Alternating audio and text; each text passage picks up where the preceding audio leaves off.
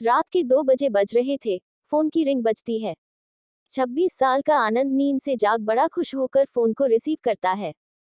माँ की अनमोल ममता की कहानी, ए हार्ट टचिंग स्टोरी। खुश इसलिए होता है क्योंकि उसकी नई नई गर्लफ्रेंड बिना टाइम देखे कभी भी उसको फोन कर देती है।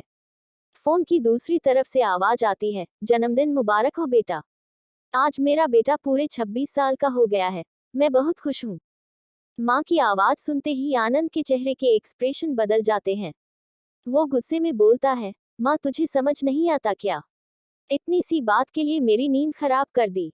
यह बात तो तू मुझे सुबह भी बोल सकती थी। इतना कहकर वह फोन काट देता। थोड़ी देर बाद फिर से फोन की रिंग बजती है। आनंद फिर से फोन उठाता है और इस बार फोन पर पापा होते हैं। आनंद इस बार आराम से बात करता है। थैंक यू पापा, आपने मुझे बर्थडे विश करने के लिए फोन किया, वो भी इतनी रात को। पापा कहते हैं, नहीं बेटा, मैंने तुम्हें मुबारकबाद देने के लिए नहीं बल्कि ये बताने के लिए फोन किया है कि तुम्हारी माँ बिल्कुल पागल है। वो इतनी पागल है कि पिछले 1 महीने से मुझे हर दिन तेरा बर्थडे याद दिलाते आ रही है। वो इतनी पागल है कि तू हमसे सैकड़ों किलोमीटर दूर है, फिर भी उसने यहाँ पर खुद अपने हाथों से तेरे लिए केक बनाया है।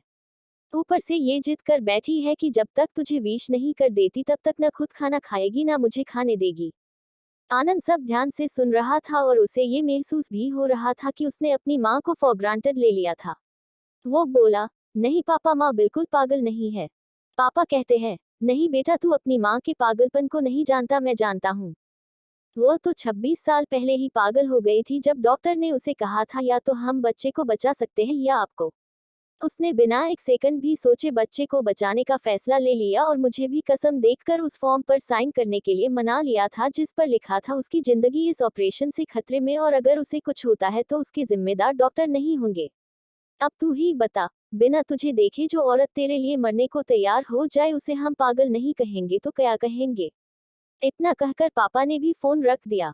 आनंद ने भी अब यह महसूस किया था कि वह जो कर रहा था वो भूल नहीं, गुनाह था। हाँ, एक बार किसी इंसान को दुख दो तो कोई बात नहीं, लेकिन भगवान को दुख देना गुनाह ही होता है। और माँ भगवान से कम नहीं होती। पश्चाताप के आंसू उसकी आंखों से बह निकले। सवेरा होते ही आनंद अपने घर की ओर रवाना हो गया अपने माँ बाप से माफी मांगने के लिए।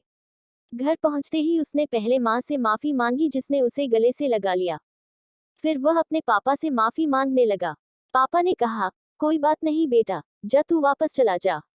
तेरी माँ हमेशा कहती थी कि तू उसे बुढ़ापे में संभालेगा, लेकिन मैं उसे समझा दूंगा। जैसे आज तक मैं उसे संभालते आया हूँ वैसे ही आगे भी मैं उसका ख्याल रखूंगा।